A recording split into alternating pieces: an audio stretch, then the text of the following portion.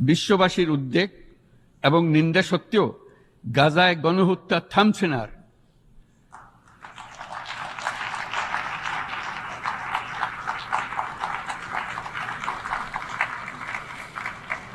ফিলিস্তিনের মতো বিদ্যমান বাস্তবতা কেবল আরব কিংবা মুসলমানদের জন্যই উদ্বেগজনক নয়, বরং তা সমগ্র মানব জাতির জন্যই উদ্বেগের বিষয়।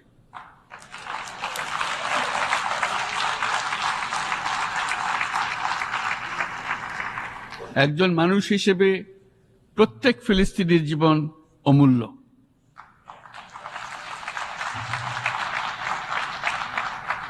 ফিলিস্তিনের জনগণের বিরুদ্ধে যে মানবতা বিরোধী অপরাধ হচ্ছে তার জন্য সংশ্লিষ্ট সকলকে দায়বদ্ধ করতে হবে।